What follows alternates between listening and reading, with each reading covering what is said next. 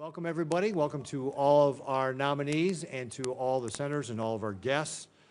Appreciate everybody being here today. We're here to consider the nominations of Dr. Anjani Sinha, nominated to be the U.S. Ambassador to Singapore. Mr. Jeffrey Bartos, nominated to be the representative of the United States to the United Nations for UN Management and Reform. Ambassador Linda Blanchard, nominee to be the U.S. representative to the United Nations agencies for food and agriculture. Ms. Kimberly Guilfoyle, nominee to U.S. Ambassador to Greece, and Ms. Jennifer Lucetta, did I get that right? Lucetta, nominee to be the alternate representative of the United States for the Special Political Affairs in the United Nations. As we begin here today, I remind everybody that we have ground rules here in this committee. We have important work to do, and we have limited time to do it. As a result, we do not tolerate demonstrations or disruptions to the committee's business. Nobody in the audience is allowed to talk to any of our nominees or to any of the senators. If you choose to interrupt our proceedings, you will be removed and barred from attending these public hearings for 1 year, 12 months. Appreciate your understanding and looking forward to a productive hearing. A number of my colleagues are here, would like to make introductions to our nominees, and so we're going to start with that. Mr. Bartos, you've got two senators who want to nominate you, and I will start with Senator Fetterman. Would you like to kick us off here, please? Thank you, Mr. Chairman. And hello, it's an honor to be here today. And again, thank you, Chairman Ricketts, and thank you, Chairman Risch, and Ranking Member Shaheen, and the distinguished colleagues of this committee, including mine from Pennsylvania, all right. I know that dude. Well, today I'm here today, and I'm proud to be here to support my good friend Jeff Bartos and his nomination to be Ambassador of the United States UN Management and Reform. Jeff and I became friends, ironically, when we were both running together as Lieutenant Governor back in 2018. Of course, we're in different parties, but throughout that entire process, through that election, we became friends, and we've maintained that relationship ever since then. Particularly, our relationship deepened immediately after the Tree of Life massacre. And we would speak over and over again how it's important it is to do something about the rampant anti-Semitism. But again, of course, we have different political differences. We're in different parties, and sometimes it's not popular to be friends and to support members of the opposite party. But I'm here and I'm proud to stand to attest to Jeff's character and his commitment to public service, regardless of whatever the party it is might be different than mine. Using his business experience and has really been very helping people in need. And now during the pandemic, he created a very innovative program called the 30-Day PA Day Fund, which helped thousands of small businesses across Pennsylvania to stay open during the middle of the COVID pandemic. I am absolutely confident that Jeff will bring the kinds of dedication and integrity to the United States, putting the interests of our nations at the forefront for every decision that he makes. I'm proud to support his nomination, and thank you for the opportunity to introduce my friend and speak to this committee. Thank you, Senator Fetterman. And with all of our senators, I know that we've got a lot of things going on, and so you're welcome to stay, but I know you may have other hearings you have to get to, so we're pleased that you were able to make this introduction. Senator McCormick, Thank you. You also would like to talk about. Absolutely. It's great to follow in the footsteps of the senior senator from Pennsylvania. Jeff, you have your former opponents all introducing you today, which is great. I just want to congratulate all the nominees, and Mr. Chairman, Ranking Member Shaheen, thanks for allowing me to speak.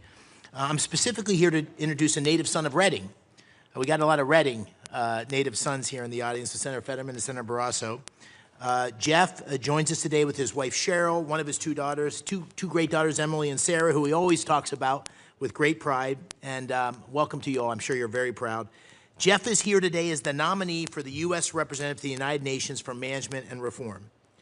And I've seen up close Jeff's dedication to Pennsylvania and to serving our great country. And so, Jeff, thanks for accepting this challenge. You would bring years of great business experience, community leadership in our Commonwealth, a successful real estate developer, president of Last Line Strategies, previously President CEO of the Mark Group, and later Division President of Toll Brothers in Horsham, Pennsylvania. You've had a great career. And you've also been active across many organizations in Philadelphia, including the Graham Partners Building Products Advisory Board, the Wexner Heritage Fellowship, the Kimmel Center for Performing Arts, and the Jewish Federation in Philadelphia. Also, as Senator Fetterman talked about, you've really been a leader in Pennsylvania, crisscrossing the state as a candidate for public office, the creator of the 30-Day Fund that raised millions to help small businesses hurt by COVID. But you know, you've got a tough assignment at the United Nations. And when we put United Nations and reform in the same sentence, that's a tough job. But I know from personal experience, I know the Senator does too, of your tenacity, your toughness, your desire to serve your community. And so we are very lucky to have that kind of leadership and grit to root out anti-Semitism and anti-Israel bias at the UN, to demand transparency and accountability on behalf of the Trump administration, more important, the American people. So I am pleased to join Senator Fetterman to support this nomination, and I urge all my colleagues on the committee to vote for someone who I know will do a great job on behalf of all Americans. Thank you. Thank you, Mr. Chairman. Yeah, thank you, Senator McCormick. And now we'll move on to Senator Moody for Ms. Lasetta. Thank you, Chairman Ricketts. Good morning. It is my honor to be here today to introduce President Trump's nominee to be the alternate representative of the United States of America for Special Political Affairs, as well as the alternate representative of the United States of America to the sessions of the General Assembly in the United Nations, my fellow Floridian, Jennifer Lasetta. It is no surprise, this is just another great Floridian volunteering her time and coming up to D.C. to serve her country. She is from Sarasota, Florida, and it is not the first time she is going to be serving on our country's behalf. During President Trump's first term, Ms. Lasetta served our country in various roles and helped advance President Trump's vision for a secure and prosperous America. And I know she will continue to do so when confirmed for these positions. Whether it was from her time as Special Assistant to the President and Associate Director of Presidential Personnel at the White House, to various roles she had in Florida, she worked hard on behalf of Floridians and Americans alike, and it gained extensive experience in personnel and management, as well as skills focused on enhancing security protocols.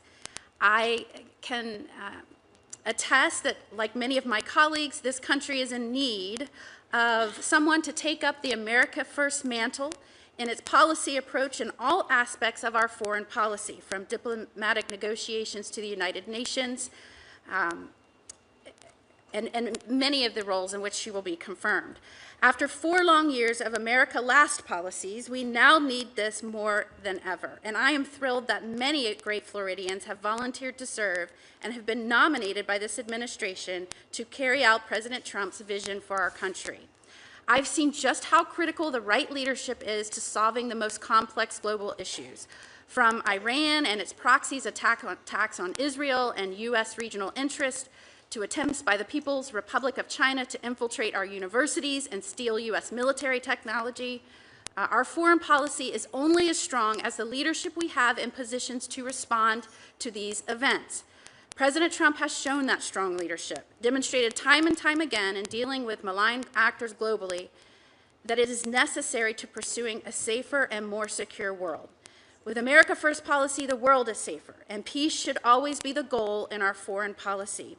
Far too long, the United Nations and other international organizations have become the pawn of our adversaries, and that is why it is imperative that the Senate continues to do its duty to confirm President Trump's nominees and ensure that the United States interests are adequately represented in the forums where it matters most. Ms. Lasetta is the right person for this job at the right time. I trust that should she be confirmed, she will be a fierce advocate for America's priorities at the UN, stand up for Israel, and ensure strong representation and communication of President Trump's Peace Through Strength vision. She will be an excellent representative of this great nation, and it is my honor to introduce to my colleagues and America, Jennifer Lasetta. Great. Thank you very much, Senator Moody. Appreciate you being here, and thank you very much for the introduction. Next, we'll move on to Ambassador Blanchard, and I believe Senator Britt you would like to say a few words to introduce the ambassador. Absolutely, Mr. Chairman. Thank you, Chair Ricketts, Chairman Risch, Ranking Member Shaheen, members of this distinguished committee, and Senator Graham, who joins me right here. Happy birthday, sir. I will note it's Senator Graham's 70th birthday, so congratulations, Senator. If you're not 70, turn back. It's not good. Mr. Chairman, it is an honor to join you all today to introduce my dear friend, Ambassador Linda Blanchard. She's President Trump's nominee to be the U.S. Ambassador to the United Nations Agencies for Food and Agriculture. She's the former U.S. Ambassador to Slovenia and an incredible businesswoman, philanthropist, and humanitarian. Linda is a native of Alabama's capital city, Montgomery, where I reside. She's devoted her life to elevating our state and supporting communities, not just in this nation, but across the globe. She has a record of bringing sustainable change through education, health, anti-hunger initiatives, you name it. She co-founded the 100X Development Foundation based in Montgomery that now serves over a dozen countries to help the most vulnerable, including children and families in poverty.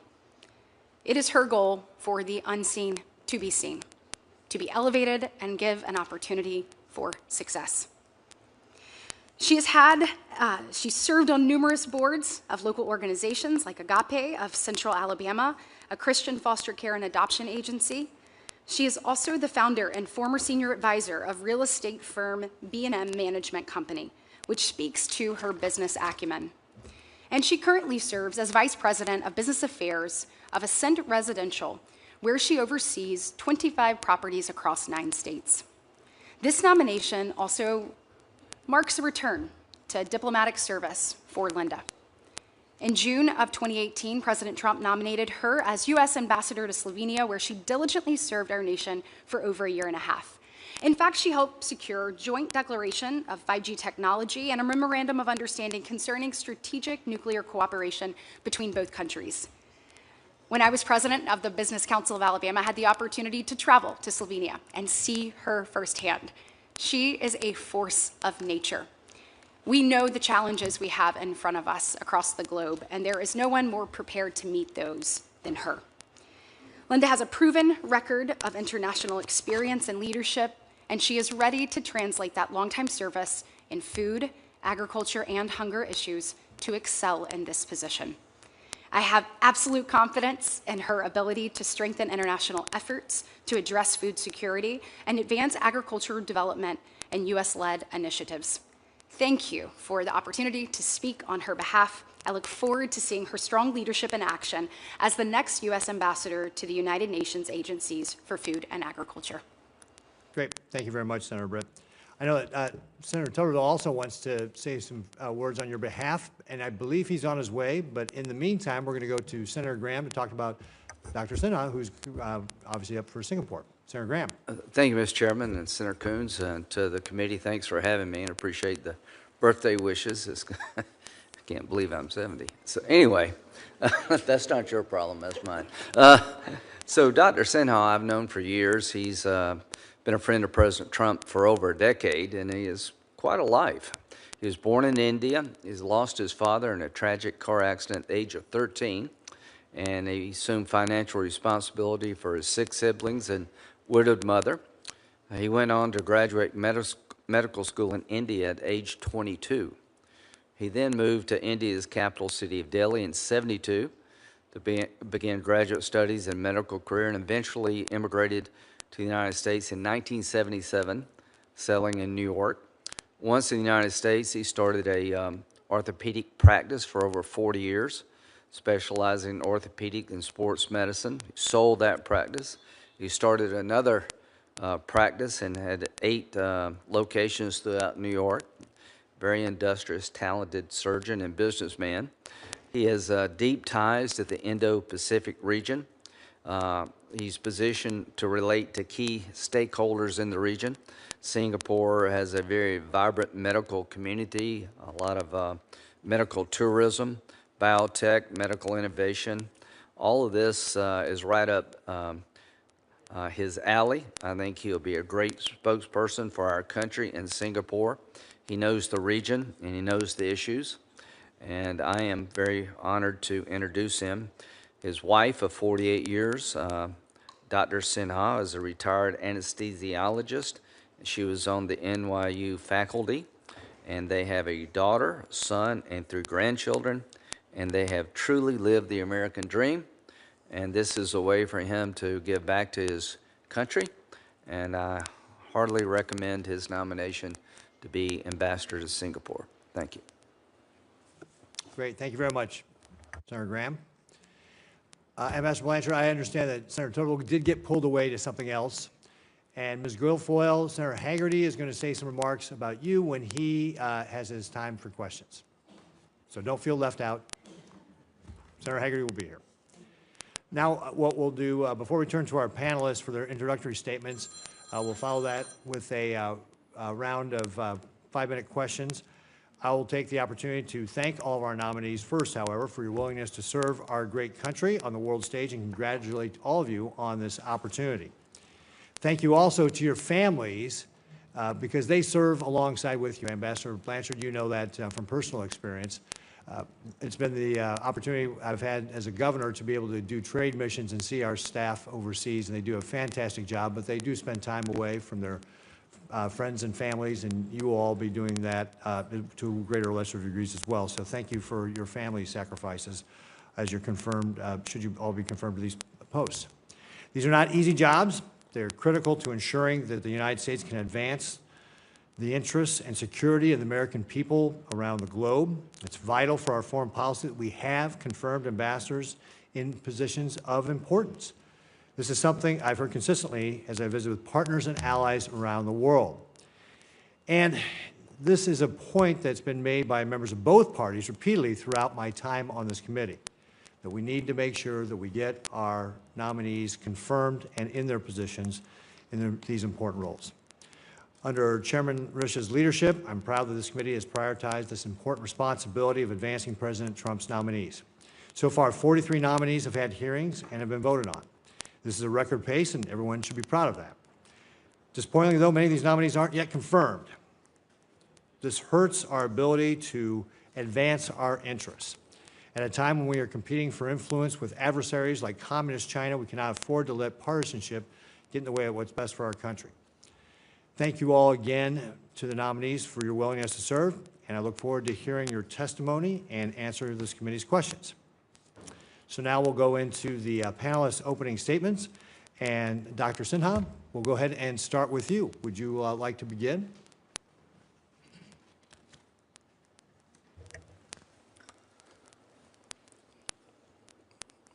Thank you, Senator Graham, although he left, but I just wanted to thank him.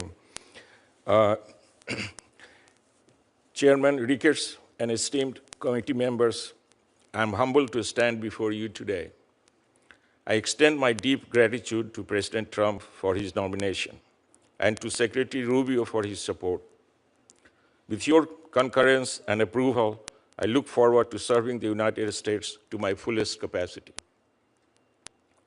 I would also like to thank my wife for 48 years, Kiki, and my son Sumit, who are here with me today. And a special thanks to my daughter Pooja, who has supported me closely through this process. She's watching us live from Norway with our grandkids. Kiki and I arrived in Brooklyn as a newly married couple from India. The United States has always recognized and invested in talent and growth from all corners of the world. Kiki and I were able to work hard and build a successful medical careers. Most importantly, we raised a beautiful family together, and we have served and supported our communities on Long Island, in Florida, and across the Northeast. The United States is the only country on this planet where such amazing journey and achievements could be possible. We have lived the American dream, and for this, I feel immense gratitude to this nation and to our fellow Americans. United States is an Indo-Pacific nation, and our connection to and interest in the region are deep. I myself was born in India and have a strong understanding and respect for the region's culture, people, and the values. Singapore is our key strategic partner and a friend in the Indo-Pacific. Close cooperation with Singapore, along with our other allies and partners in this region, is more critical today than ever before. If confirmed, my duty will be to advance and implement the policies of the United States and to promote U.S. interest. In Singapore, I look to expand and deepen our defense and security cooperation, economic and trade relationship, people-to-people ties. I see tremendous opportunities for the United States with Singapore, and I will call on the incredible talent and knowledge of our State Department and interagency professionals. There are so many potential areas for growth in this vital relationship, which has already seen significant advancement in defense and security cooperation, and made great strides in collaborating on cutting-edge technologies. Finally, I will rely on my own skills as a lifelong bridge builder and advocate, making important connections with the people from all walks of life. As a medical professional, the well-being of my patients, their families, and my employees for over 4 decades, I do not take lightly my obligation to similarly protect American citizens in Singapore, including our mission personnel. Distinguished senators, it would be my greatest honor to serve our United States of America, the country and people who have given me and my family so much. I pledge to fulfill my duties with integrity and to work hard to deepen our important relationship with Singapore. Thank you, and I welcome your questions. Great. Thank you, Dr. Sinha. And I might notice you got that all done in 4 minutes. You didn't take the whole 5 minutes, so thank you very much. I forgot to mention that, but you did a great job. Thank you. So, what? Star by his name. Star by his name, exactly right. So I would ask all of our panelists to kind of keep it to 5 minutes, or you could follow Dr. Sinha's example and just keep it to 4 minutes. Mr. Bartos, you're up next. I first want to thank my home state senators and my good friends, Senator Fetterman and Senator McCormick. Thank you for your friendship and support. It means the world to me. Thank you, Chairman Ricketts and distinguished members of this committee. I am honored to appear before you today as the President's nominee to serve as the representative of the United States of America to the United Nations for UN Management and Reform. Thank you to President Trump and Secretary Rubio for their confidence and for this opportunity to serve the American people. Growing up in Reading, Pennsylvania, and Senator McCormick pointed out, 3 of us from Reading here this morning. Growing up in Reading, Pennsylvania, I dreamed of one day serving our country. Cheryl, my wife of almost 28 years, grew up in Allentown, Pennsylvania. We met in Charlottesville, Virginia, and raised our 2 daughters, Emily and Sarah, in the Philadelphia suburbs. Cheryl, Emily, and Sarah, I would not be here today without you, and I'm grateful for your love and support. And your patience, because as the senators know, the political world is not so easy on the family. I am thinking today, as I do every day, of my mother, Adrienne, who we lost to cancer in 2018. To my brother, Todd, who is also here with us today, and to my father, David, and to Cheryl's parents, Lou and Roberta, who are watching online, thank you for your love and support. After World War II, the United States, along with the other 51 founding members of the UN, signed the UN Charter with the commitment to prevent future wars and to promote international peace and security. Unfortunately, over the past 80 years, the UN has strayed from its foundational goals and lost sight of the principles it was established to defend, from UN bodies with overlapping mandates to the deep rot of its anti-Israel bias. The UN needs to get back to basics and recommit to the values enshrined in its charter. If confirmed, I will work to implement President Trump's America First foreign policy at the UN and to return the UN to its original mandate of promoting international peace and security with the goal, as set forth in its charter, to save succeeding generations from the scourge of war. American taxpayers deserve transparency and accountability for the funding we provide to the UN and a commitment that their money is not funding waste, fraud, or abuse. American taxpayer dollars going to the UN should advance our national interest and contribute to making our country safer, stronger, and more prosperous. If confirmed, I will work to ensure stringent accountability, transparency, and reform at the UN, including eliminating redundancy, unnecessary activities, and creeping mandates. I will focus on streamlining the UN budget, reducing staff footprint, and pushing for more equitable burden sharing among member states. As the largest financial contributor to UN peacekeeping, the United States must demand the most efficient use of U.S. taxpayer dollars in peacekeeping operations.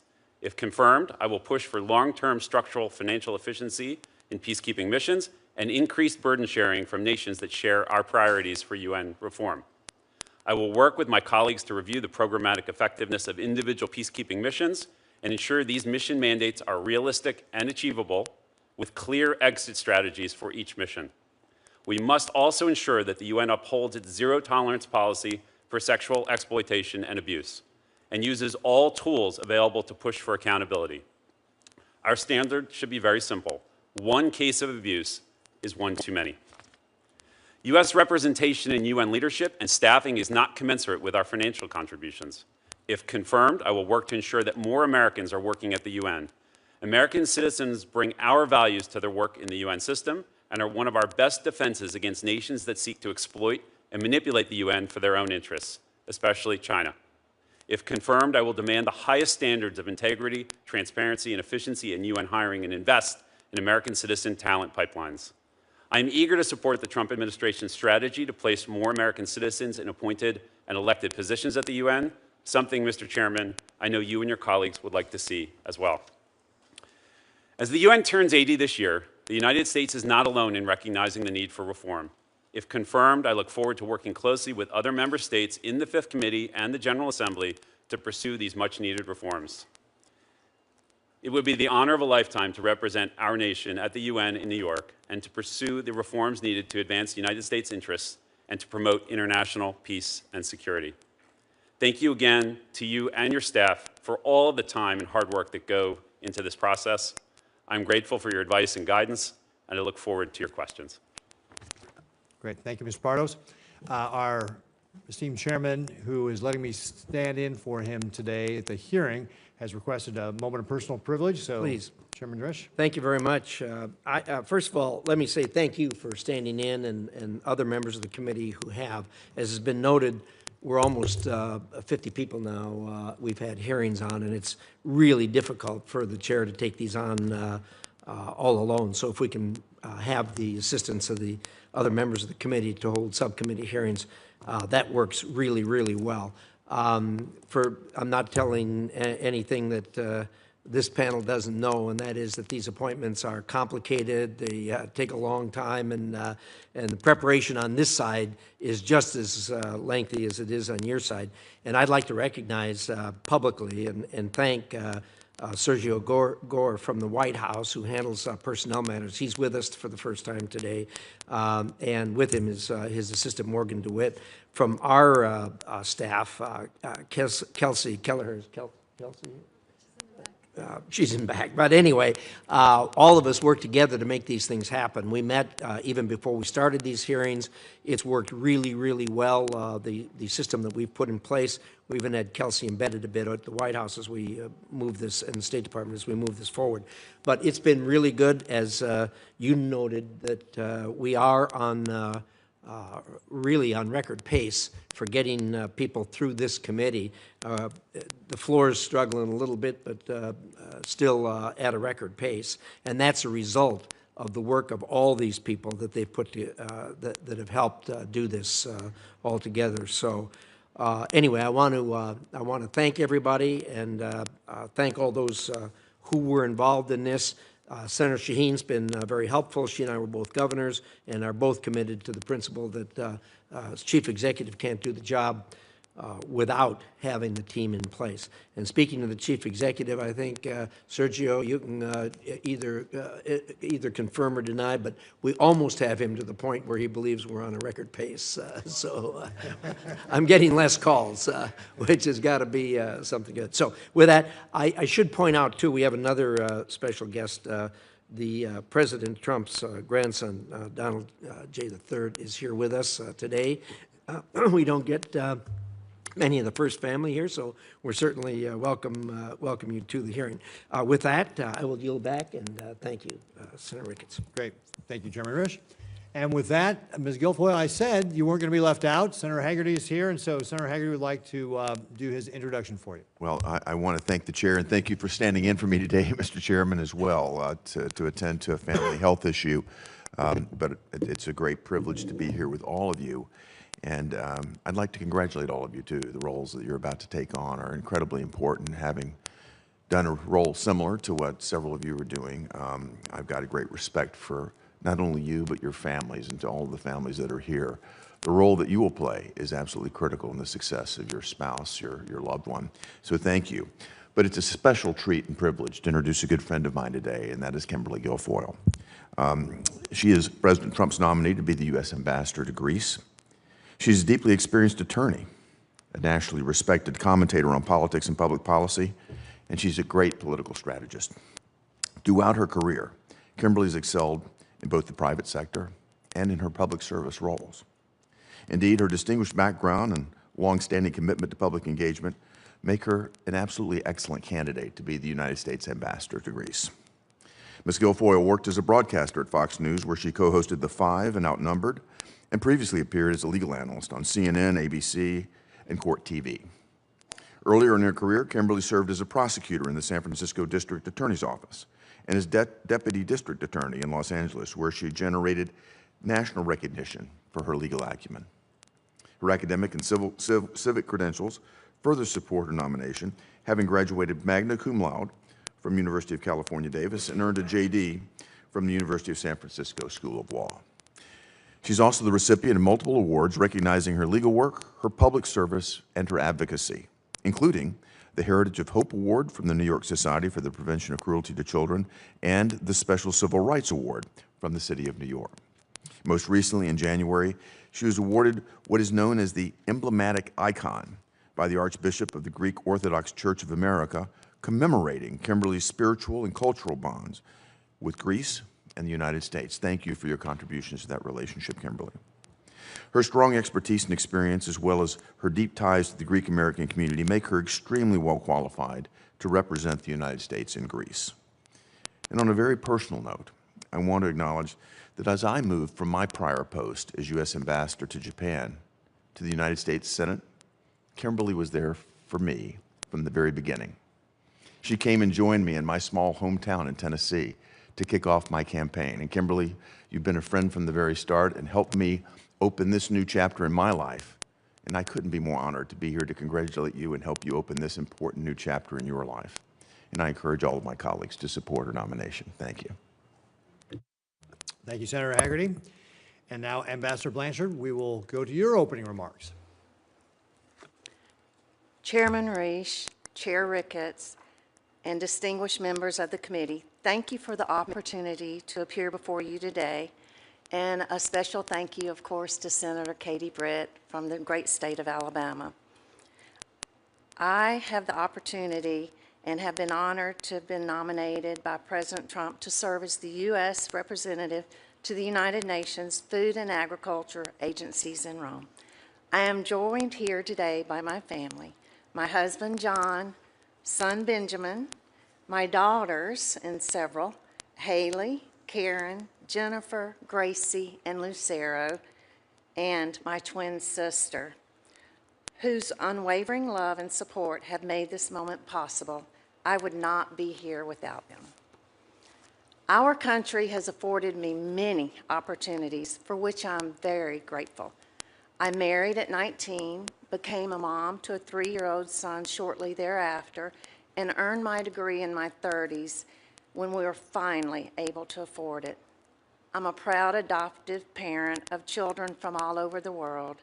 My many UN as we are affectionately called, as you can see behind me. I have served in a variety of professional roles, at times just to make ends meet. This includes serving as an orthopedic assistant, business executive, and humanitarian. I have partnered with international business leaders and foreign dignitaries on projects to improve education, decrease poverty, and instill dignity and hope. Our nonprofit organization has provided care to thousands of children across the globe. I bring to this role a combination of humanitarian passion, business acumen, and large-scale management experience. I was honored to serve as U.S. Ambassador to the Republic of Slovenia during President Trump's first term, where I was able to advance critical administration priorities from 5G technology deployment and U.S. energy strategy to negotiating a multi-billion-dollar memorandum of understanding for a new nuclear partnership between the United States and Slovenia.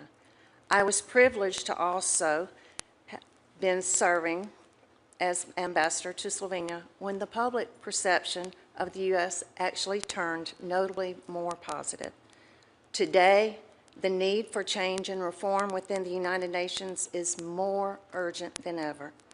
Under the leadership of President Trump and Secretary Rubio, the United States is reevaluating its relationship with international organizations and ensuring our involvement advances American interests. The United States has the opportunity to shape UN food and agriculture agencies to overcome the challenges of our time. I understand the importance of the U.S. mission to UN agencies in Rome. Food security is a life or death issue for hundreds of millions of people around the world. Moreover, these agencies directly affect U.S. farmers and producers as billions of dollars of American agriculture exports move through their programs. However, over the years, the United Nations and its associated agencies have continued to grow and expand their mandate beyond original intentions. With this growth, a proliferation of bloated bureaucracies has taken hold, distracting the UN from its core principles. President Trump and Secretary Rubio recognize this issue and have asked the State Department to re-examine our engagement with UN organizations. If confirmed, I will bring everything I have to ensure that the UN organizations the United States chooses to engage with are efficient and effective stewards of U.S. taxpayer dollars. As Secretary Rubio has also said, every dollar we spend, every program we fund, and every policy we pursue must be justified with the answer to three simple questions. Does it make America safer? Does it make America stronger? And does it make America more prosperous? Mr. Chairman, members of the committee, I'm grateful for this nomination, and if confirmed, I will work closely with you and your staff to advance an America First foreign policy and ensure that the United States remains a principled, effective leader on the world stage, especially in the fight against global hunger. I look forward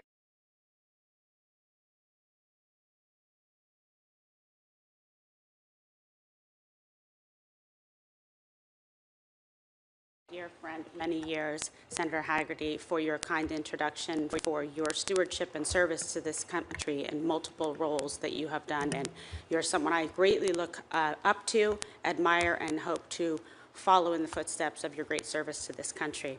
And thank you to the esteemed members of this committee. Thank you for standing in, Subcommittee Chairman Mr. Ricketts, Chairman Risch, Senator McCormick, another great friend, and Senator Coons, who showed up here earlier today. It is with great and profound sense of honor and deep humility that I appear before you today as President Trump's nominee to serve as the United States Ambassador to Greece. I extend my sincerest gratitude to the President for his faith in my abilities, and to Secretary Rubio, and to Sergio Gore here present today, the head of PPO, and his amazing team for their collective trust and confidence placed in me. I also thank this committee for the opportunity to be here and for your careful consideration of my nomination. I would like to thank my closest family and friends for their support, their encouragement throughout this process. I would like to offer special thanks and love to my son Ronan, my brother Tony Guilfoyle, and to Donnie Trump for their steadfast support. I also would like to thank my parents who would be so incredibly proud to see me here today. My mother, Mercedes, was a special education teacher from Aguadilla, Puerto Rico. My father, an immigrant from Ireland, came to this nation in pursuit of the American dream, and now I consider it my duty to carry on the mission and the values that they instilled in me. To be nominated to represent the United States is truly a great privilege, and to be considered for a post in Greece, the very birthplace of democracy, is a uniquely humbling honor. The ideals of liberty, self-governance, and the rule of law that were born in ancient Athens have echoed through the centuries, inspiring generations of thinkers and leaders, including our own nation's founders.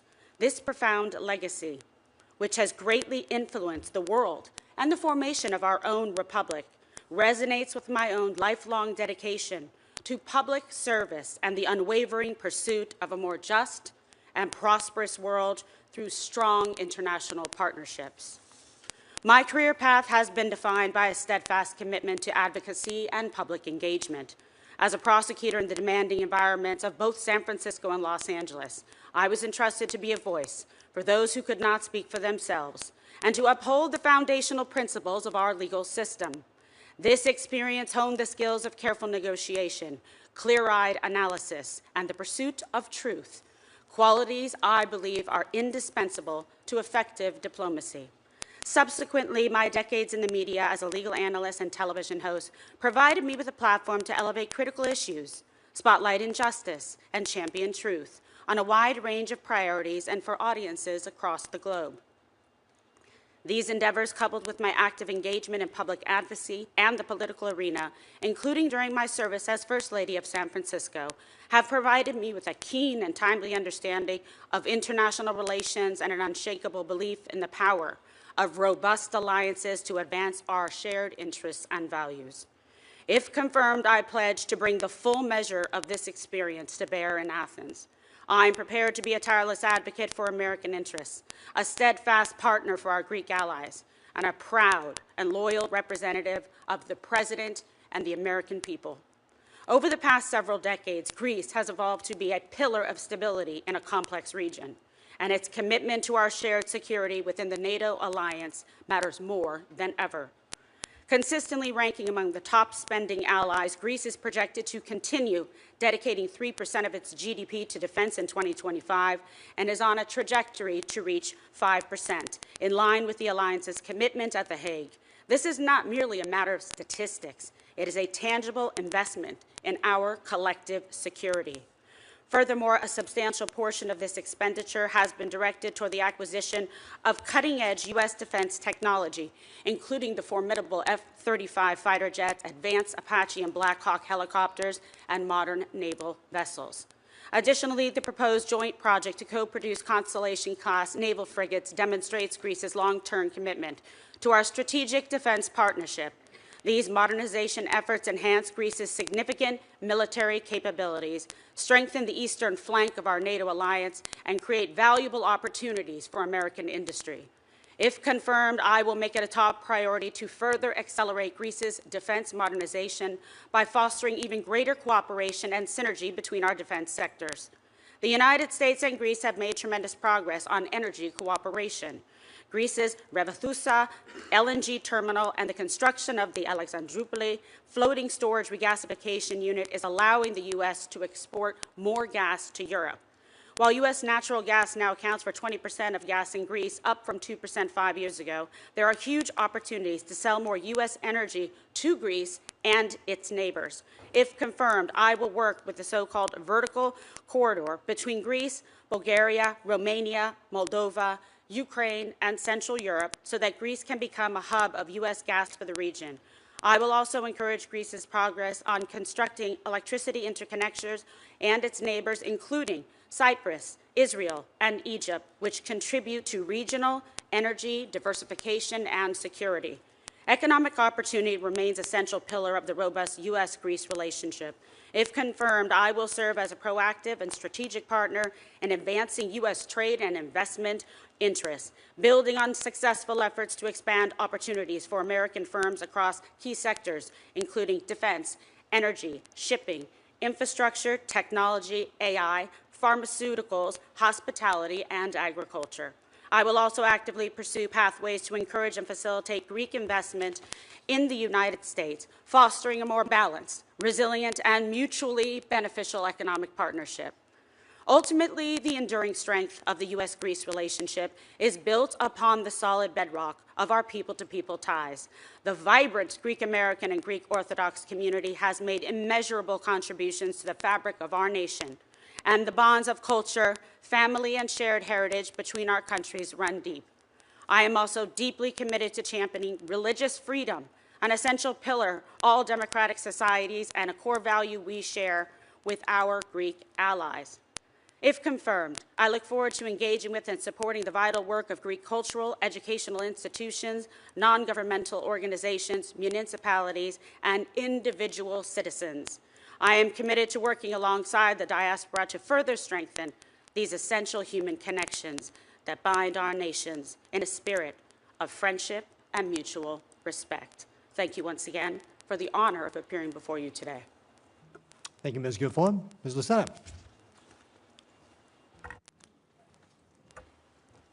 Thank you, Chairman Ricketts. Thank you, Chairman Risch, and distinguished members of the committee. Thank you for the opportunity to appear before you today. Also, a special thank you to my home state senator, Senator Ashley Moody, for the gracious introduction. Thank you for all you do for Florida. I am grateful to be nominated by President Trump to serve as the alternate representative of the United States for Special Political Affairs at the United Nations. I am honored by the confidence and trust placed in me by President Trump and Secretary Rubio to represent the United States and to advance American interests at the UN. First and foremost, I would like to thank my family, as I would not be here without them. I want to thank my husband, Bryce, my almost 2-year-old son, Noel, my mom, Denise, and my sister, Kim, who are here with us today. I would also like to thank my dad, Mike, and the other members of my family who are unable to be here. I appreciate everyone's love and support throughout this process. Growing up in Florida, my interest in American government and politics started at a young age, from volunteering on local campaigns to attending Girl State. In 2015, I went to work for then-candidate President Trump on his historic campaign. In the first administration, I was honored to serve as a special assistant to the president and associate director of presidential personnel. The experiences of the past 10 years have taught me the importance of a foreign policy that benefits the American people. If confirmed, I look forward to implementing President Trump's America First foreign policy agenda at the United Nations. Almost 80 years ago, the United States helped to establish the United Nations to prevent future wars and promote international peace and security. The UN Security Council is meant to be the heart of that principle. The United States has made many important policy achievements at the UN, such as the Trump administration's historic efforts to negotiate a resolution that calls for an end to the conflict in Ukraine. The reality for the United Nations as an institution, however, is that it has not lived up to its mission or its potential. There is rampant anti-Israel bias in the UN system that unfairly targets Israel and undermines its sovereign right to self-defense. Moreover, the Security Council often struggles to take decisive action on conflicts that need real-time responses. Evolving threats to international security do not respect national borders and demand action. Whether it is terrorism, illicit drugs, cybersecurity, or weapons of mass destruction, these are the challenges that require U.S. leadership to ensure that the UN is resolving and preventing conflicts. If confirmed, I will engage with our international partners and allies to drive long-term solutions and further national interests on these issues and more, including in areas like the Middle East and in countries like Haiti, Sudan, and the Ukraine. If confirmed, I will assess any proposal at the Security Council and General Assembly by the metric of whether it makes the United States safer, stronger, and more prosperous.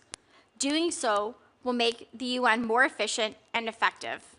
This includes pushing back on countries like China to ensure that they do not exploit international organizations and standards to advance the narrow interests of the Chinese Communist Party.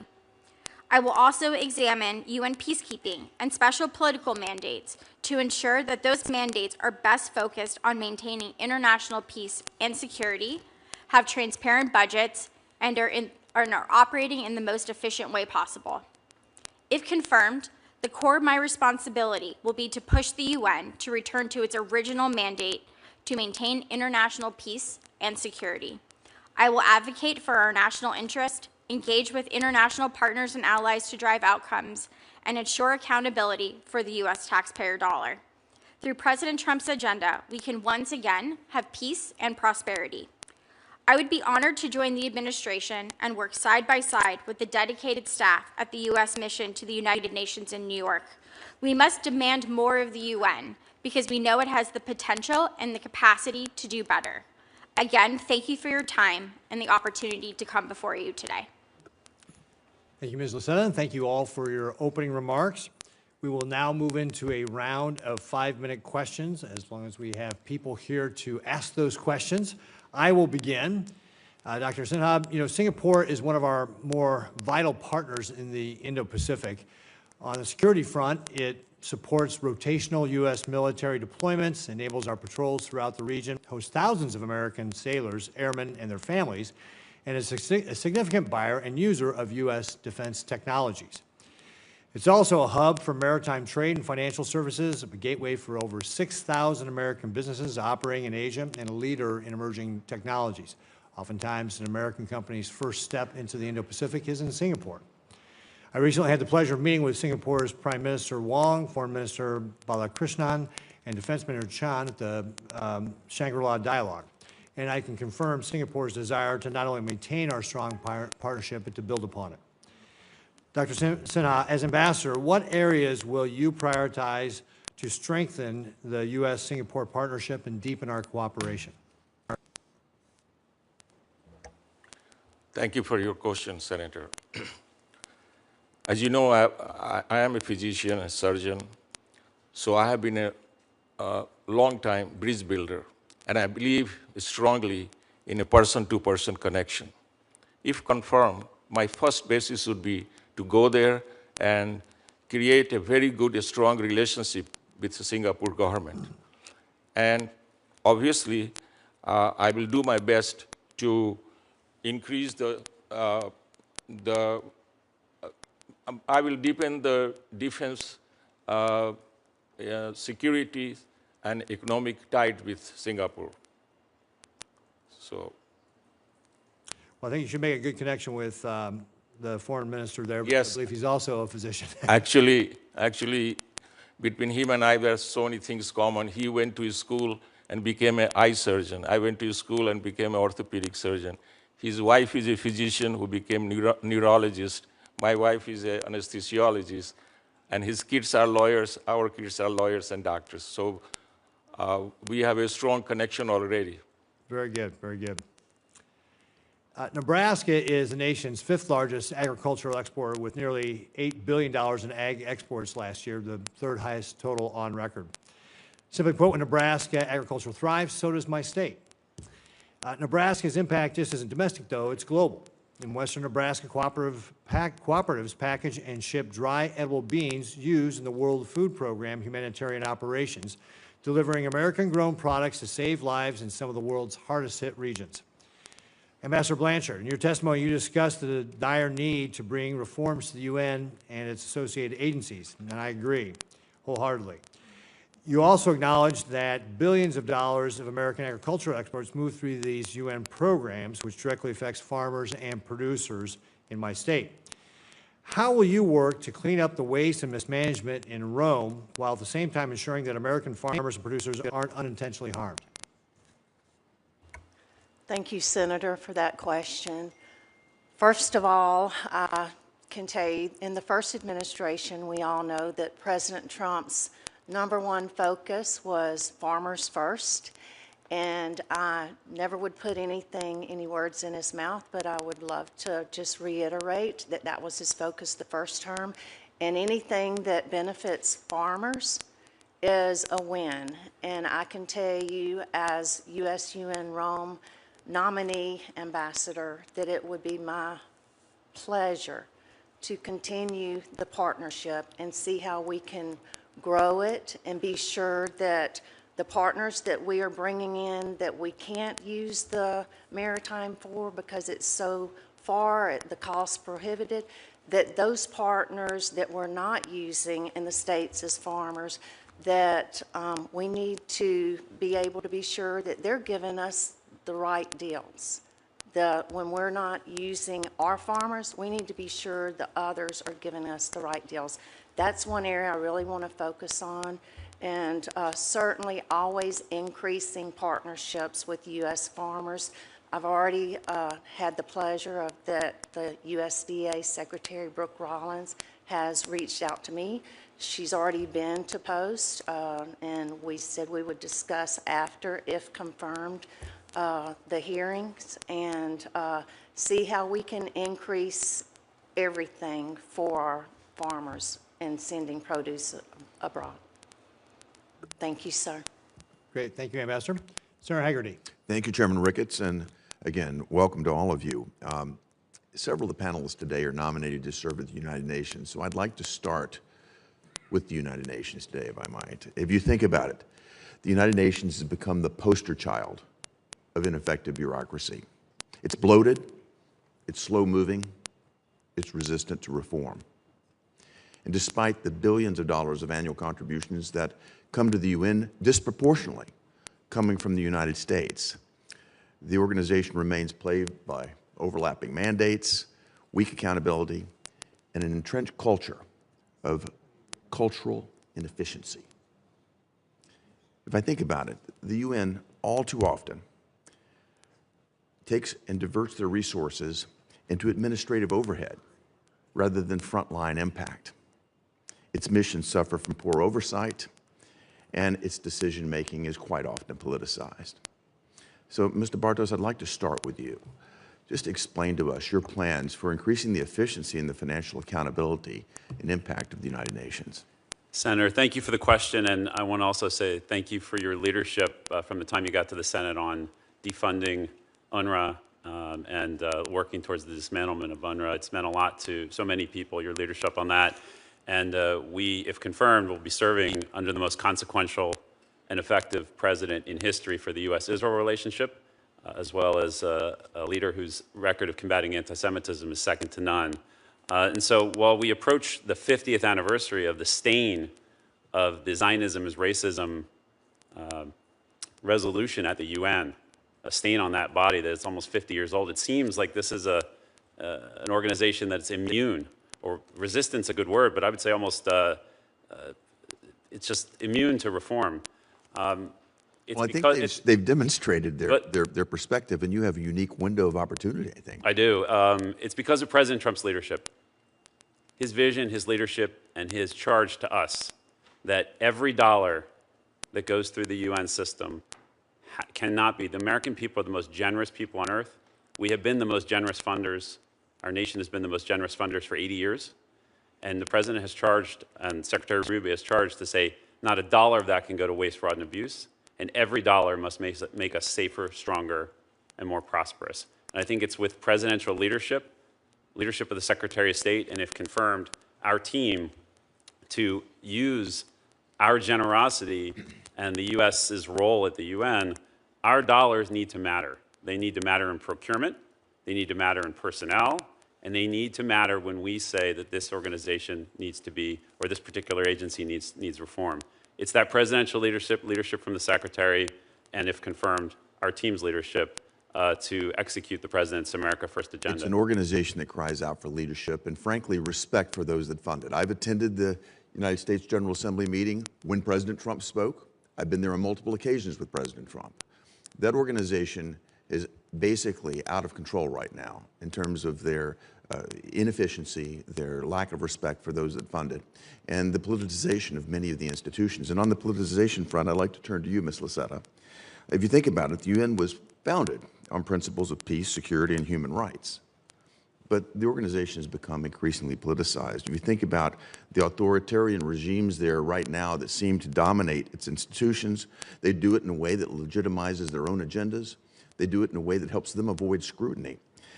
I wanted you to talk specifically about how you would address the politicization within UN agencies. Think about the Human Rights Council, UNESCO. These sort of hostile authoritarian regimes often take these organizations and steer their agendas in a way that's very contrary to U.S. interest. Thank you, Senator, for your question, and I share your concern.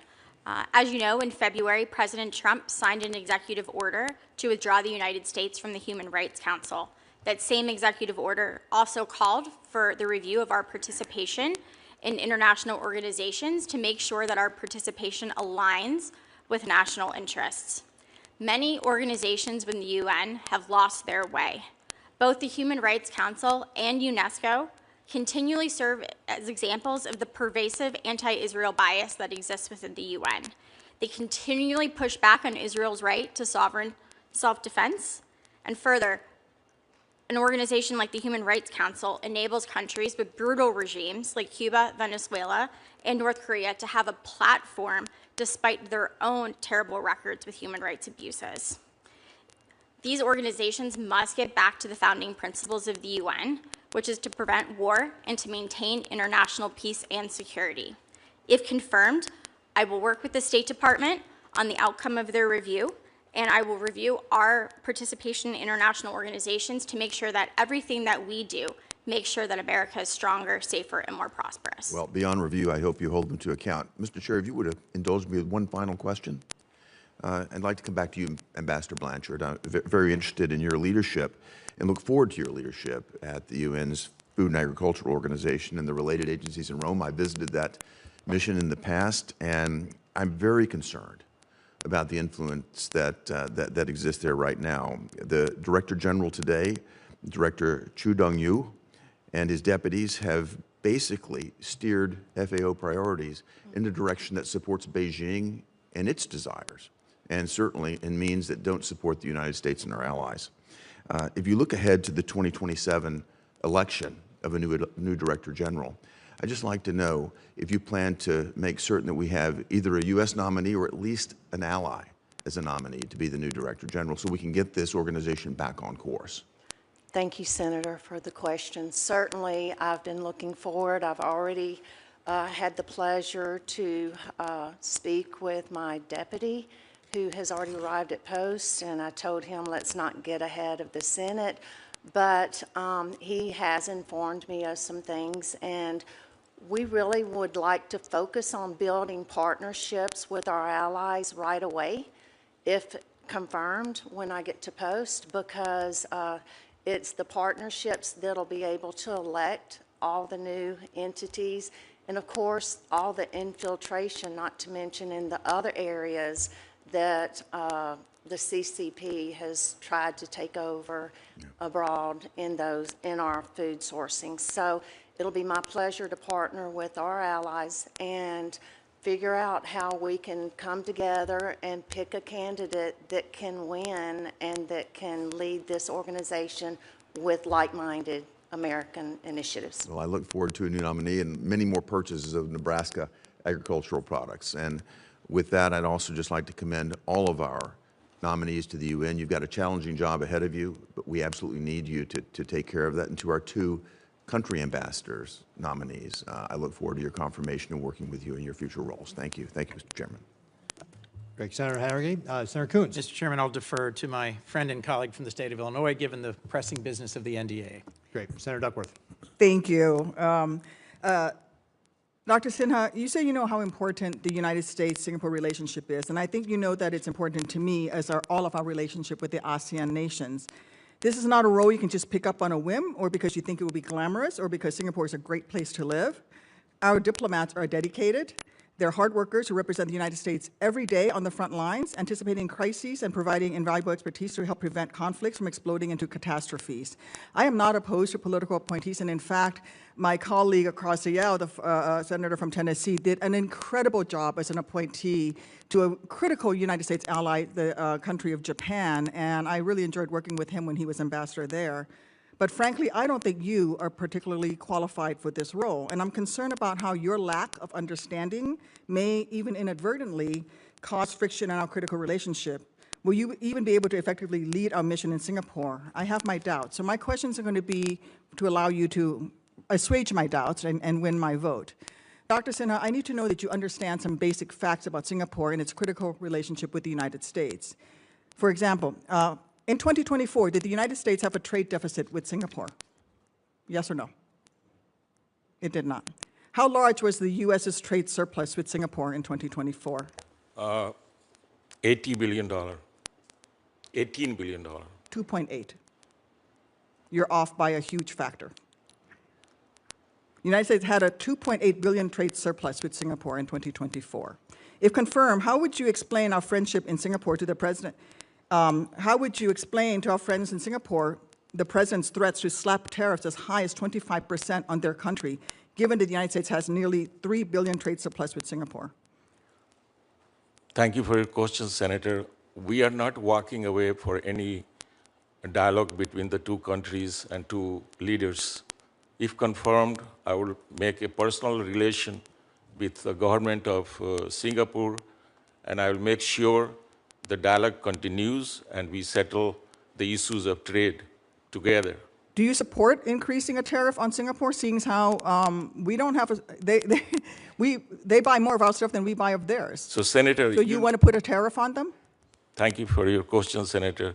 You know that we have, President has only done 10% of trade increase with the Singapore, and he's open to dialogue even for that. Do you agree with that 10% increase with Singapore? It seems how they don't have a surplus with us? Well, Yes or no? Do you support the president's plan to put a 10% tariff on Singapore, goods produced in Singapore? I mean, Senator, thank you for your question, but I believe in President's decision of a free trade with any nations in the world, and he's resetting the trade numbers with each country, and he's open for discussion and dialogue with each country. So you would like to have free trade with Singapore? That's what you would push for as ambassador? Well, we always had free trade with Singapore since 2004. So so do you support the 10% increase, tariff increase? The dialogue is not yet closed. The door is not closed. Let's go on to the next thing. What year is Singapore next scheduled to be the ASEAN chair? This year is Malaysia. I didn't ask you about this year. When is Singapore going to be the ASEAN chair? I don't know when, but this year. 2027. Please describe what holding the ASEAN chair will entail for Singapore and how you would support Singapore in your role as U.S. ambassador, if confirmed. What are some of the critical things that Singapore will have to do as a chair of ASEAN? I mean, I agree with you that you had made a statement that all the ASEAN members should be treated like almost like... No, answer my question. What does holding the ASEAN chairmanship entail for Singapore? Can you name one thing? A role that they will have to play as ASEAN chair. What will... Well, you know that this ASEAN chair is not only one country. There are 10 countries involved. No, the ASEAN chair is one country. One leading country, 10. but there are 10 countries involved as an ASEAN group. You're not answering my question. You're not answering my question, sir. Can you name one thing that will be of critical importance to Singapore as ASEAN chair? A role. There are many things. Can you name one Defense, thing? economics. Those are very broad. Name an issue. Trade. I don't think, no. Okay, let's do something. In what way does the United States Navy work with Singapore, and how do you envision strengthening the U.S. Navy's work with Singapore? And are there any facilities that come to mind that are central to our relationship with Singapore? thank you for your question, but we have a naval presence in Singapore, and our military, they always do exercise with the Singapore. They come here, the Army of Singapore, they come here for the training as well. So we have a close ties with the Singapore in defense. Can you name a specific thing? Please, I'm trying to help you here, but you've not even done your homework, sir. You want to be ambassador to Singapore, one of the most important friends we have in the Indo-Pacific, a key place that we're going to be fighting against our greatest adversary in the region, the PRC.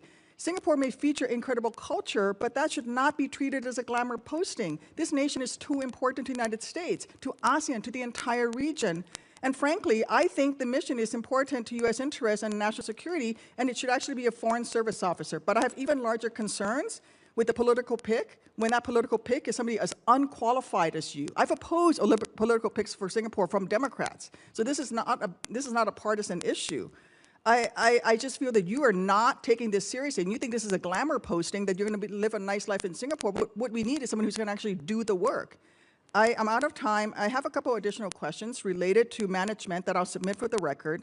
But I want to reinforce again for you right now, you are not currently prepared for this posting, period, and you need to shape up and do some homework. Senator Coons. Thank you, Senator Ricketts, and thank you to all of you for your willingness to serve our nation, represent us overseas. I will focus on the nominees for UN posts, but no disrespect to the others. Thank you for your willingness to serve. Mr. Bartos, we've known each other well. You were introduced by both the Democrat and Republican senators of Pennsylvania. Congratulations. Folks against whom you ran in a previous cycle, double congratulations. And to you and your family. The UN is a crucial area, in my view, for the United States to advance its national interests. And as you cited in your opening comments, the UN Charter focuses on promoting peace, security, and stability, and we need a UN that is focused on those priorities. I was encouraged that you also emphasized the importance of expanding the number of Americans who are in the UN system globally. Over the last 15 years that I've served on this committee, over several administrations, my view is that when we withdraw from the UN, our adversaries simply advance and fill the gaps that we create. So your challenge is going to be to balance ensuring that the money that we invest in the UN and the systems and organizations at the UN are efficient, are transparent, are delivering on their mission, but to not abandon that mission, to not completely withdraw. One of my core concerns is that the US-UN reform process might look like what happened to the USAID. We could have had a balanced, bipartisan, measured process that looked hard at inefficiency in USAID, narrowed its focus, and prioritized an American national interests. Instead, it was simply slashed and shut down, largely with no consultation with Congress. If confirmed, will you commit to engaging with Congress regularly on reform efforts to ensure that there's bipartisan support, both for sustained U.S. leadership in the UN system and for any reforms that are proposed and that you're carrying out? Senator, thank you for your question, and I'm smiling here because we've known each other 20 years. Yep. And who would have thought 20 years ago when we were working on sewer issues in Newcastle County, Delaware, that we'd be sitting here. So it's an honor to be with you. God indeed has a sense of humor. Yes, yes, sir. And it's wonderful to see you, and thank you for your question.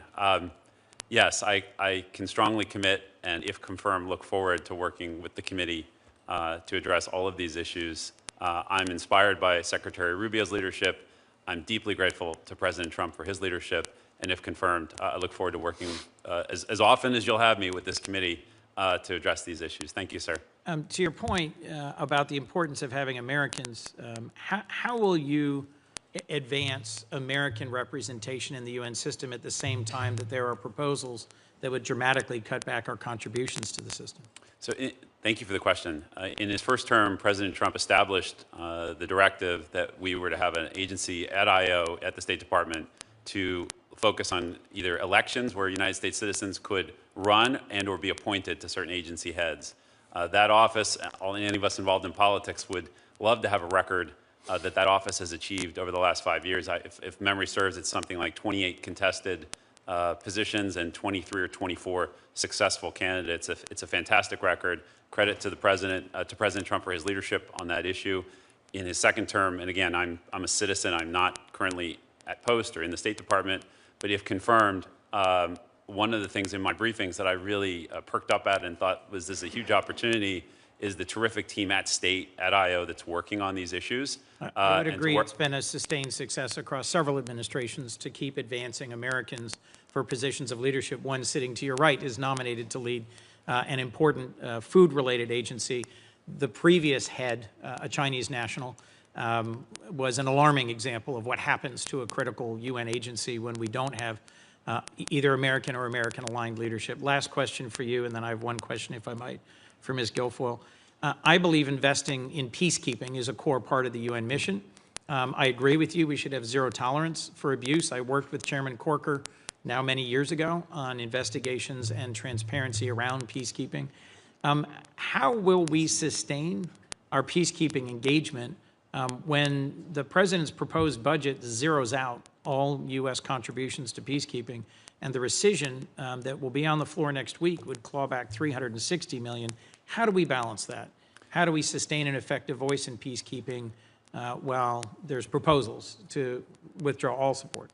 Senator, thank you for the question. As a citizen, I've not currently read into any of the issues relating to the reorganization or how that's approaching.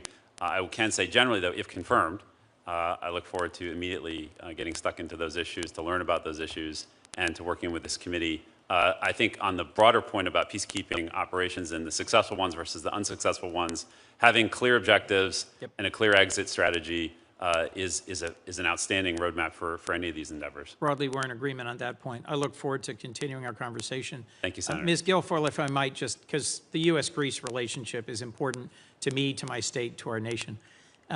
Under the first Trump administration, there was a so-called 3+1 cooperation launched between the United States, Greece, Cyprus, and Israel.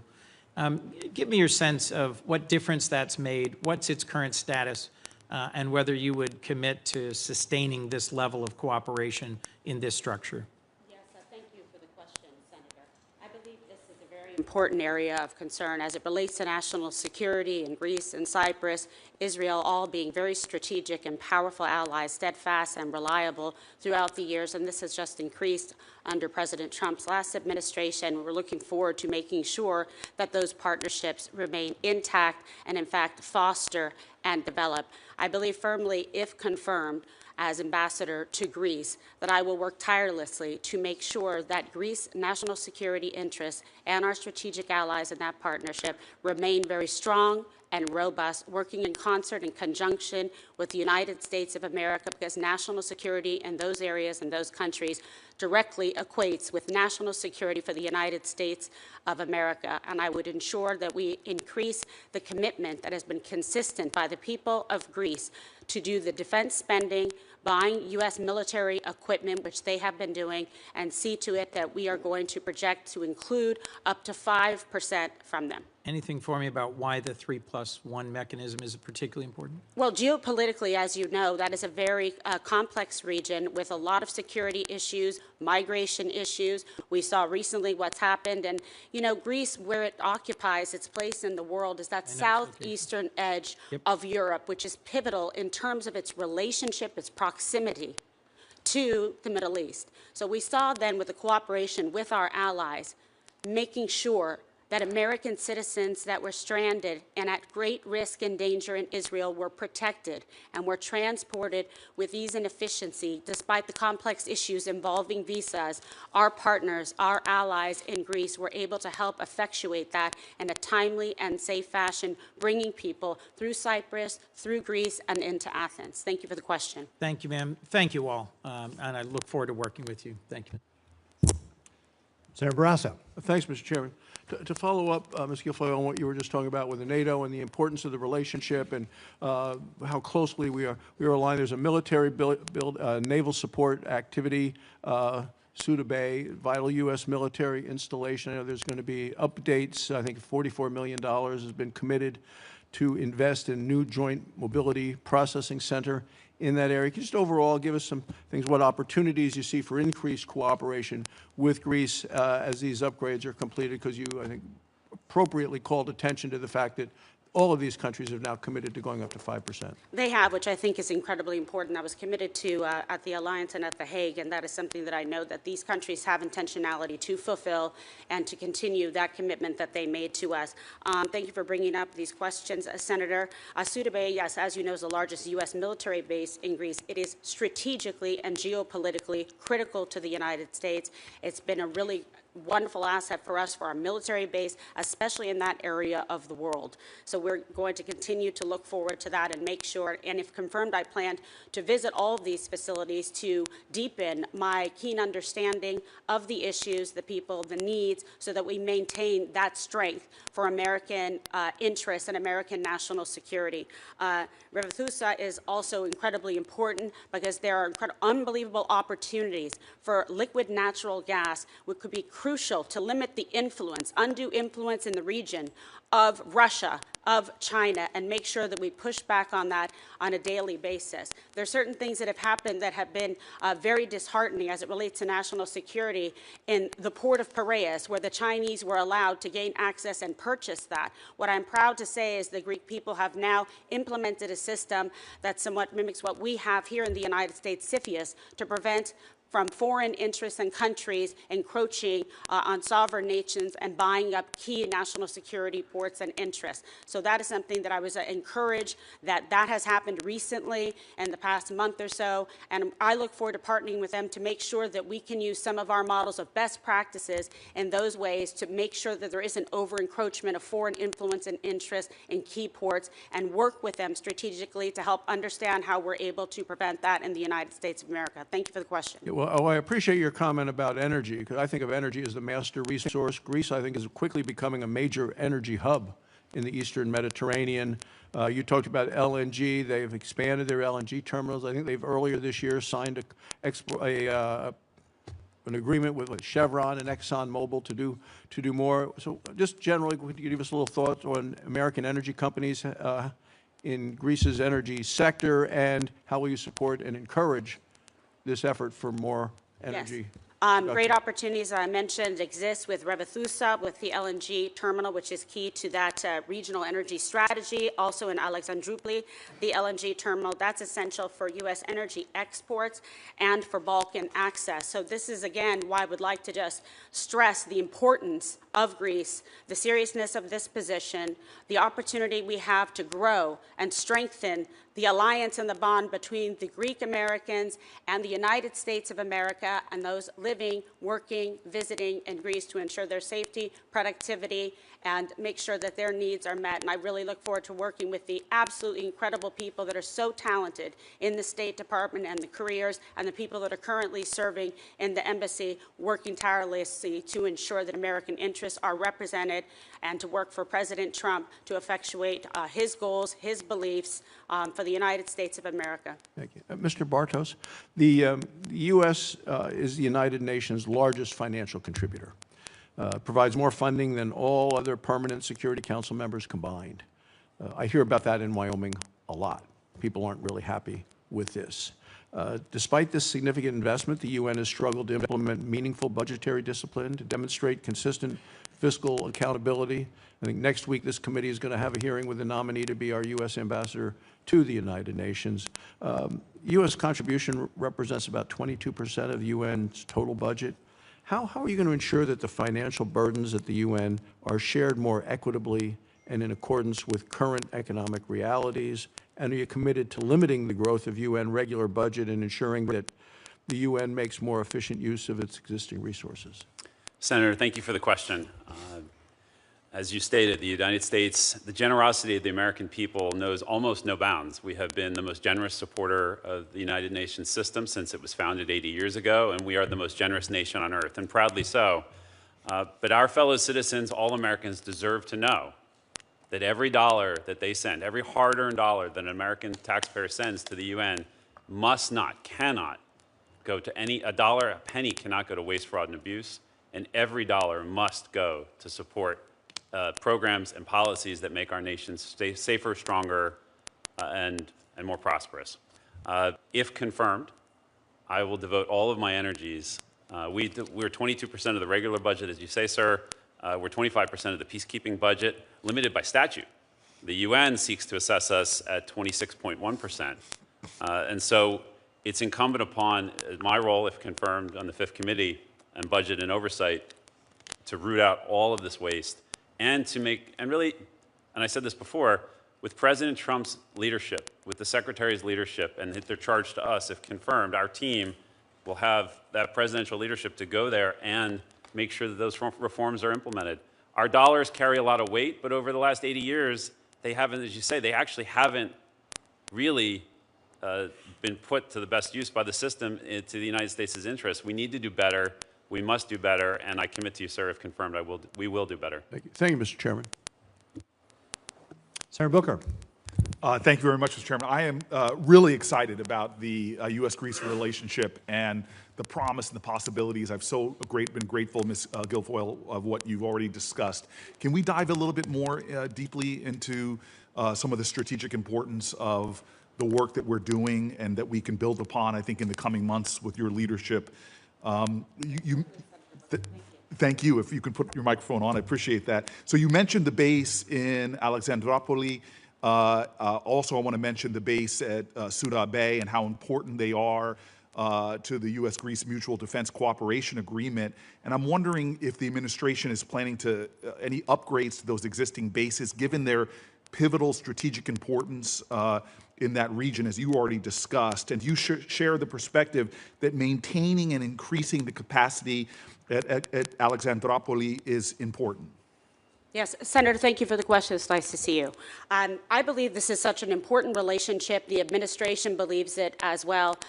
This is a post where we are dealing with EU, G20, a lot of complex issues geopolitically in that area.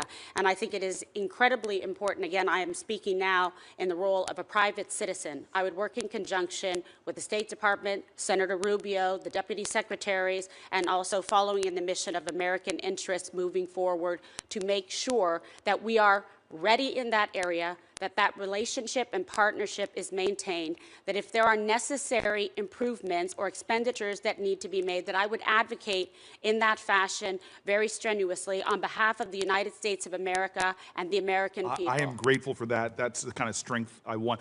The tradition in the ambassador to Greece we had with George Tsounis, who's probably the best bipartisan ambassador, and I'm sure you know. My dear friend who is here today. Yes, yes. I didn't want to call him out. He does not like attention. He's very shy. He's Greek. I mean, yeah. Fake news. Yes, yes. Feristo, thank you. Let's continue. I have a lot of concerns about the Greek-Turkey tensions, and it's something I think all of us should be giving more attention to. When I visited Greece last year and had the pleasure of being with the ambassador for some time, there was really calm between Greece and Turkey, between Athens and Ankara. The Prime Minister of Greece and the President of Turkey met last year twice to try to reduce those tensions, but I am concerned that with regard to sovereignty challenges, maritime borders, those tensions exist and could be real points that get inflamed. Tell me about your concern, and I've heard from a lot of my constituents in the Greek diaspora as well as from my travels that it's critical, I believe, that the U.S. doesn't tolerate any threats to the sovereignty of our European allies, especially Greece. Senator, again, thank you for the question. Yes, this is a very important issue, and I know there is a lot of concern from Greece, from Israel, from Cyprus, et cetera, regarding any increasing of weaponization in Turkey with the F-35s. Again, I'm speaking as a private citizen. I do not direct or maintain policy, but I know this is an area of concern to the administration as well. I know that President Trump is the best negotiator and diplomat to be able to engage with different countries to find meaningful ways to work together. I would like to make sure that we are protecting and honoring our strategic, consistent, stable and reliable allies with Greece. They have answered the call every time. They have exceeded our expectations. They have readily committed to the 3%, consistent in that regard, and Greece remains strong and proud as the 5th largest spender for military equipment I'm going to interrupt you in there the world. I'm running out of time, but I want to say I thank you. I associate myself with a lot of that bravado when it comes to Greece, so thank you very much. I just want to say I've got some bipartisan work on really the importance of the India, Middle East, Europe economic corridor. It's really vital. I hope to be able to talk to you about that. I know you know the importance of that and how the 3+1 framework between Israel, Yes. Greece, and Cyprus work into that. But I want to shift in my remaining seconds really to talk to Ms. Blanchard. I'm really concerned about food security, and things are getting exponentially worse on our planet. It's estimated right now, unfortunately, the Trump administration's foreign assistance cuts have already resulted in over 63,000 children dying unnecessarily from hunger. This is heartbreaking. It's a violation of the decency and values of our country. The Rome-based UN Food and Agriculture Organization, the WFP, the FAO, the IFAD, these are critical tools to strengthen the resilience of vulnerable communities who are at risk of hunger.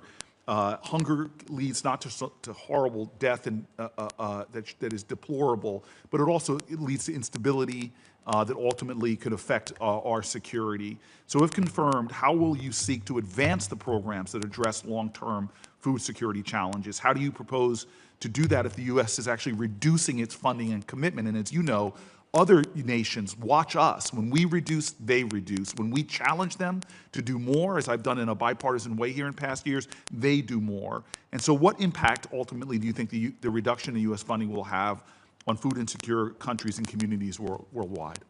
Senator, thank you for the question. As we all know, food security is bipartisan. We all are in agreement of that.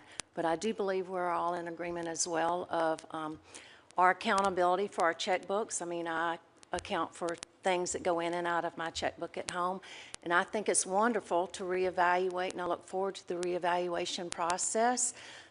I personally, and I would never want to put words in the president's mouth, but the fact that he has nominated someone for this position is encouraging to me.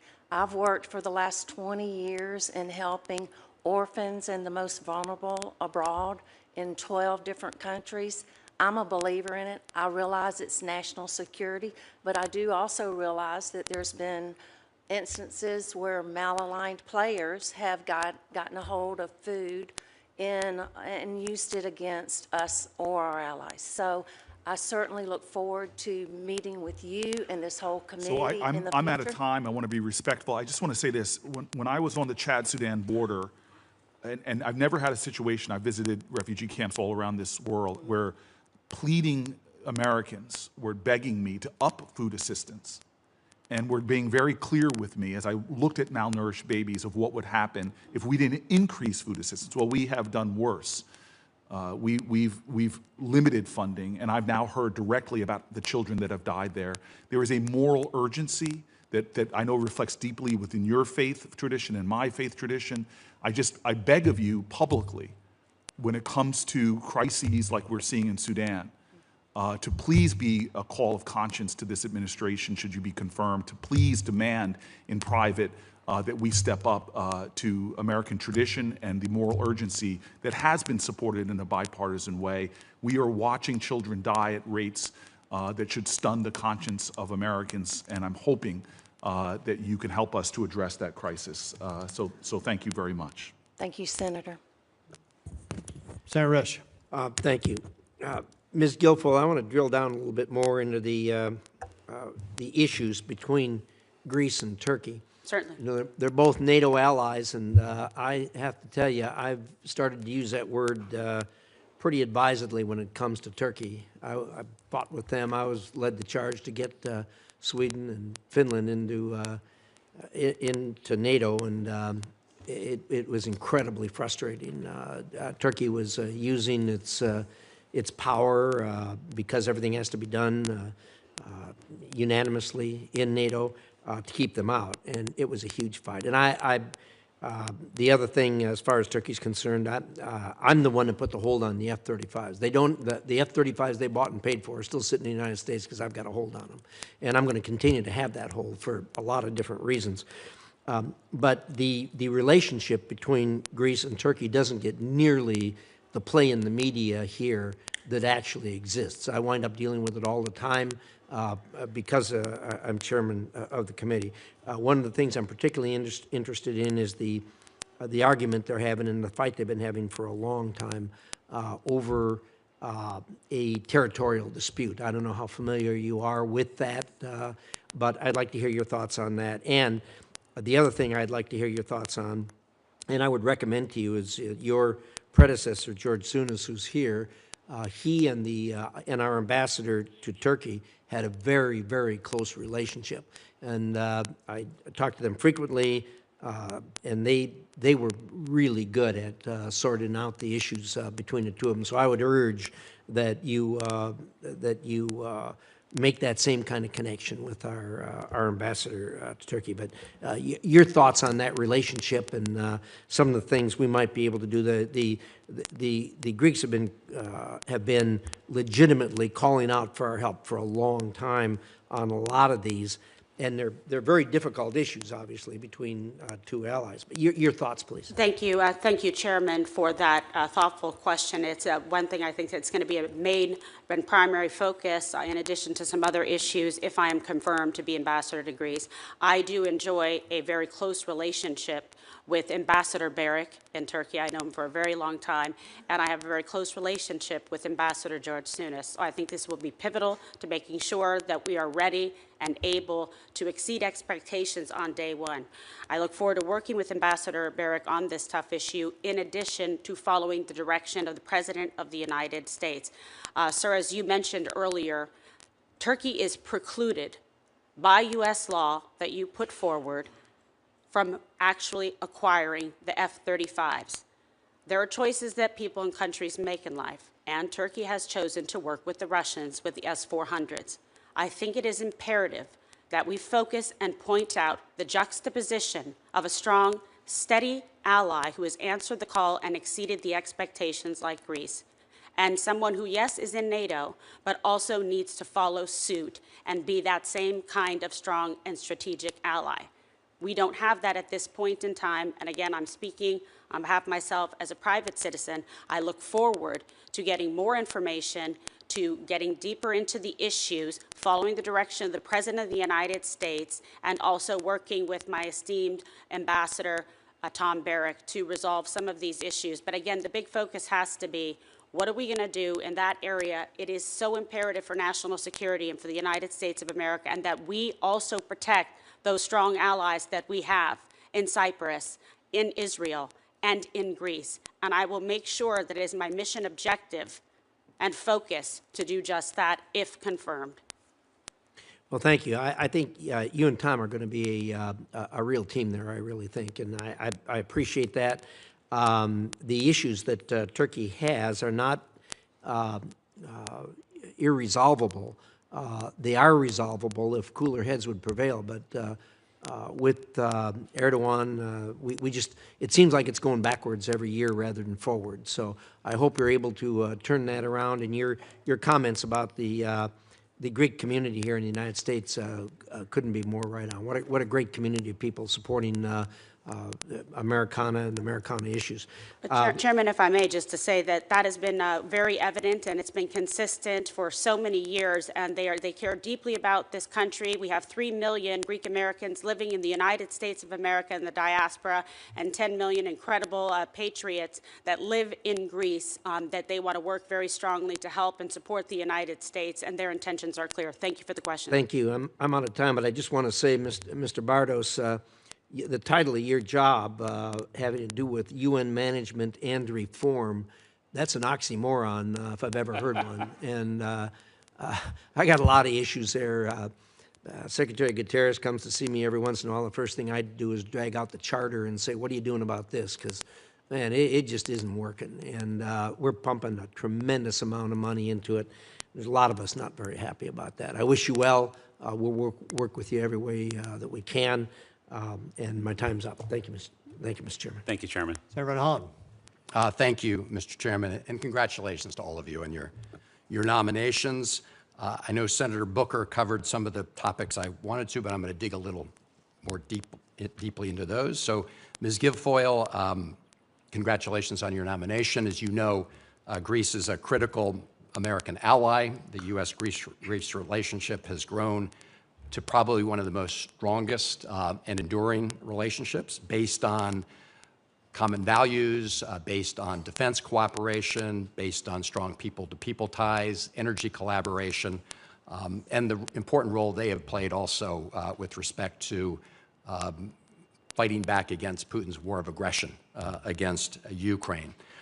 And that last point indicates that, Greece also plays an important regional role. So your responsibilities as ambassador, of course, are to deepen the bilateral relationship or to support that, but also take a look at the broader picture.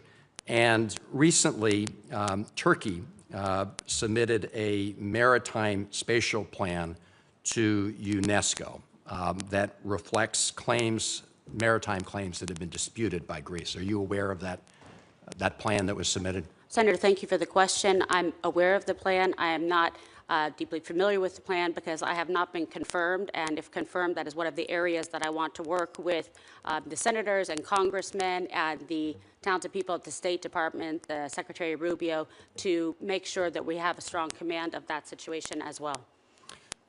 And with Ambassador Barrack. I appreciate that. So I guess one question would be the approach that you take, because a lot of the actions Turkey has taken, both with respect to intrusion into Greek airspace, into Greece's waters, obviously create possibilities of conflict, which we'd hope to avoid. Do you agree that as we approach these kind of issues, that we should do it based on the international law? In other words, the international rules of the road with respect to maritime rights? Thank you for the question. As a former prosecutor, I've been an attorney for, 30 plus years. I have the utmost respect for the rule of law. I believe it should be adhered to. And then there is the additional aspects to consider of what is the State Department policy, what is the position of the President of the United States as it relates to American interests. Will it make us stronger, safer, more prosperous? All of those need to be applied to these complex matrices to make sure that we know that we are acting in the best interests of the United States. And because Greece is so important and pivotal geopolitically, it is a key place in the region that must be respected. And I am a strong believer that we are sending a message to the rest of the world if we do not treat our most strongest and strategic and consistent and steadfast allies like Greece in an appropriate manner to honor and respect the commitment that they have made to the United States of America, and as you mentioned, with our shared values. Yeah. This is of pivotal importance. And I do believe, again, speaking privately and not as a confirmed ambassador, if confirmed, I would work very hard to make sure that we are really keeping that distinction about who has been acting in the best interests of the United States of America in accordance with the President's viewpoints, in accordance with our national and security interests and foreign policy interests. And I think there's a strong juxtaposition between allies who have and haven't. I appreciate that. I just want to underscore the fact that Greece sees it in its interests to apply international law, international maritime law. And I would hope that the U.S. position is that we also respect maritime law and not support or look the other way when that's being violated. But your answer, of course, opened the door to looking the other way and, depending on other factors. So let me I need to turn to Ambassador Blanchard, and I know Senator Booker covered some of this. As you know, the President's budget, envisions very deep cuts to the UN generally, including deep cuts to the UN humanitarian and food programs. Among the UN entities that you'll be responsible for, working with is the World Food Program, which, as you know, is headed by an American who I believe is doing a very good job, Cindy McCain. But the World Food Program is currently facing a 40% overall funding cut. The projections are that as many as 58 million people will be put at greater risk of starvation. There have been cuts by the administration to the PL 480 program. There was just a report the other day about Kansas farmers who used to support the PL 488 program, now looking to essentially use their products for dog food when they prefer to be part of the World Food Program and PL 480. So my question to you is pretty simple. within this administration, will you be an advocate for increasing U.S. support for the World Food Program? Sir, Senator, thank you for the question. I look forward to working with your team once confirmed, but I will say after the reevaluation, I'm sure that, that the President has the three focuses in mind. Does it make us more prosperous, safer, and stronger as Americans? And I look forward to working in those areas once the reevaluation is done. I do know that this is just as a private citizen, that 85% of the funding that we've given to World Food Program is still in use, and I applaud that. I also applaud that Ms. McCain's focus is on public-private partnerships at the moment, and I've heard that's been doing well. I see that as a wonderful addition to World Food Program and look forward to partnering with her as leader of the program, and certainly after the reevaluation would really want to immediately get engaged with this committee on where we need to focus as a team, because it is critical. Food security is national security, and we all love our farmers and we want the best for our farmers, and that's where they make a lot of money. All right, I look forward to working with you. Thank you, Mr. Chairman. Thank you, Senator Van Hollen. And thank you all very much for your time today. I appreciate it. Again, this is an impressive hearing, shows why President Trump's nominees have been put forward for these roles. For the information of the members of the committee, the record will remain open until close of business tomorrow, Thursday, July 10th, for members to submit questions for the record. This hearing is adjourned.